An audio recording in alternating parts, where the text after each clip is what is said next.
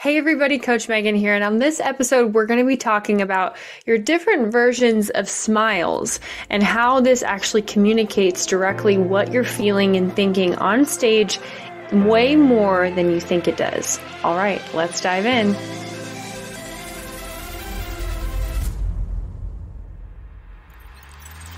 Welcome to the Powerhouse Podcast, hosted by sisters, former Miss Nebraskas and a Miss Nebraska USA, and expert coaches Allie Swanson Mancuso and Megan Swanson Rhodes. Every Tuesday, we bring you a life-changing, challenging, and activating episode to help high-achieving women win their pageants, massively transform their mindsets, and dominate all aspects of life, including elements both inside and what most consider traditionally as areas outside of pageantry. Allie and Megan coach high-achieving women in all 50 states and beyond, and live to see women conquer their dreams. If you're not already part of our Powerhouse Club, join the fastest-growing group of winning pageant queens on the planet, linked in the show notes every single week. Now, let's get on to this week's episode. Hey everyone, so we're going to be diving into, on this podcast episode, the 4 types of smiles. Now, one of the things that I always say to all of our coaching clients is that you want to utilize your smiles as a fan. Now, stage presence, as many of you guys know, is up to 66% of your competition, especially if you are competing in a Miss USA type competition, okay? And so a lot of people ask, oh, well, should I smize? Should we give them, some Tyra Banks? When is appropriate to do, can I laugh? Can I do different things? And I like to break it down and make it really, really simple. Is it okay if I make it simple for you guys? So very simply put, don't do something on stage that you wouldn't do in person. Don't do something on stage that you wouldn't do in person. Okay, what do I mean by that? Well, would you just bust out laughing in a big, wide tooth smile when somebody was telling you something really vulnerable, telling you something really serious? Of course you wouldn't. That would be incredibly rude and incredibly awkward. So what we want to do is want to make sure that on stage, we are filling that moment with what we feel like is appropriate in terms of an emotion. So I like to peel all the layers back, and I like to first start with, okay, let's go into your evening gown. What type of dress are you wearing? What type of competition is it? How long is the runway? How long do you have to actually develop the type of smile that we're talking about? If you have a really short runway, it's going to be harder to emote a series of different emotions rather than keeping one, nice smile maybe consistently when it's a smaller local pageant or a very small surface area that you're going to be walking, because emotions are developed. Just like relationships are developed, emotions are developed because you are actually building a relationship with the judge on stage. Okay? Being a powerful communicator is all about connection. And so often people get into the nitty-gritty of, exactly the mechanics and the tactics of their answer, when in reality, it is so much more about, are you actually connecting? So when we have a focus of connection, our eye contact naturally improves. What we're doing with our face, our smiling, our neck, our head placement, all of that naturally improves when we're focused on connection. When I'm focused on just the tactic of smile here, do this, which needs to happen in practice well before our performance, then our headspace is just not even in the right positioning at all. And then I can tell that you're thinking on stage. One of my previous interview coaches, 10 years ago when I first worked with him, said, you think you die? If you think you die. Like, he said that in interview as well. And there's a lot of truth to that, because have you ever noticed, like, when somebody's preparing an answer that you're speaking to in a different context, maybe a networking event or on stage, they forget their words, or certainly watching somebody in a pageant, right? You can literally feel the emotion of uncertainty when that person is thinking. So reverse engineering, how do we need our smiles to really cooperate with us when it comes to interview, when it comes to on stage? We need to make sure that we first begin with the end in mind of connection, and also telling ourselves, okay, what's the emotion that I want them to feel as I do this part of performance? Okay. So then on top of that, once we've done that, and I encourage you to even pause this and go through all the areas of competition and really write down, what is the emotion that I want the judges to feel in my stage presence or in my interview? What do I want them to say about me? I have another company called Impact Academy that trains people how to become paid speakers. And one of the things that we do with all of those clients is we teach them to assume an alter ego. And that person, I say, okay, maybe it's J-Lo. Okay, well, what do you like about her body language?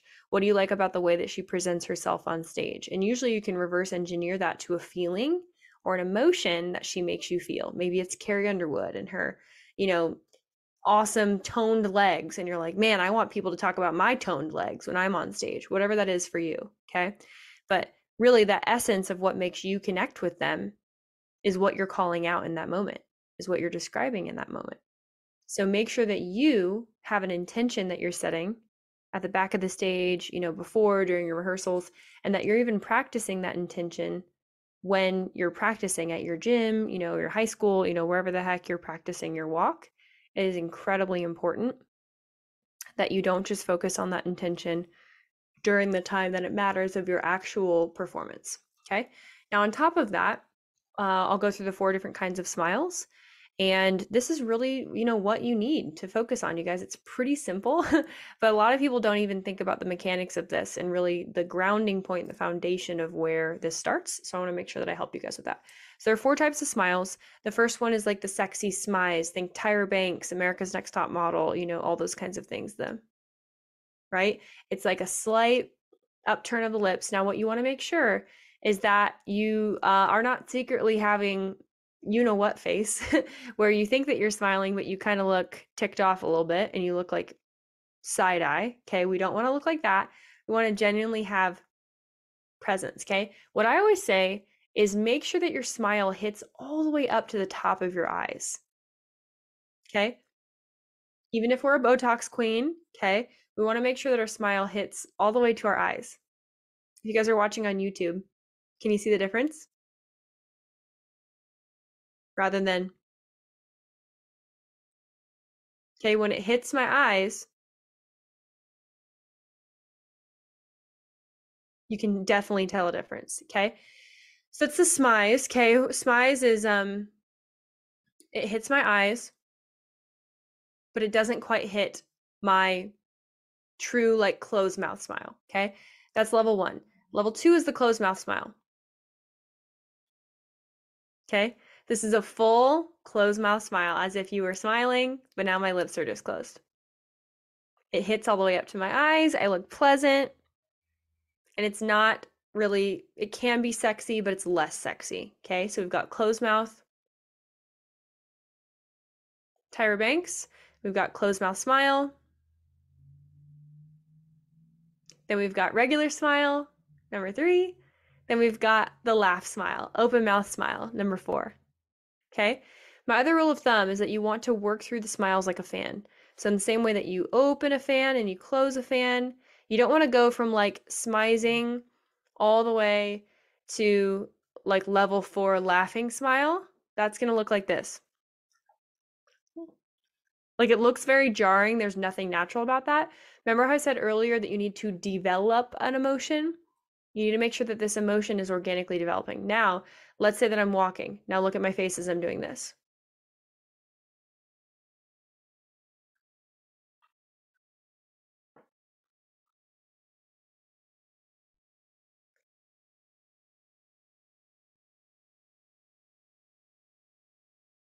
See how I moved through the emotions? And when I did that, when I moved through the smiles, you felt different emotions, right?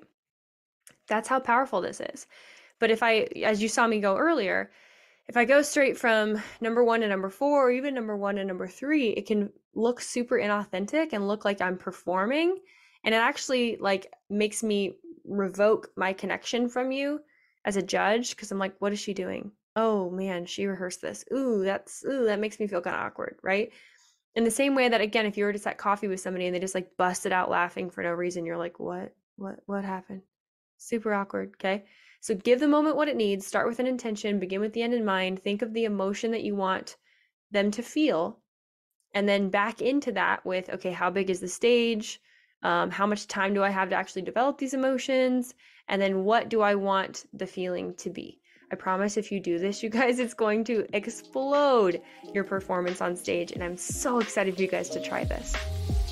Well, thanks so much for listening to this episode. This is Coach Megan, and I just wanted to say it is 2023 in terms of the next pageant season, and we have so many new things going on at Powerhouse. We have a new brand, we have new logos, we have a new website, we have new resources for you, so make sure that you click the link below. If you are not already part of the Powerhouse Club, figure out how you can save $300 per month and $700 overall by joining the best world-class pageant training in the world that you cannot get anywhere else. Intrigued? Click the link below, and we can't wait to see you in that. Thanks for listening to this episode, and we will see you next week.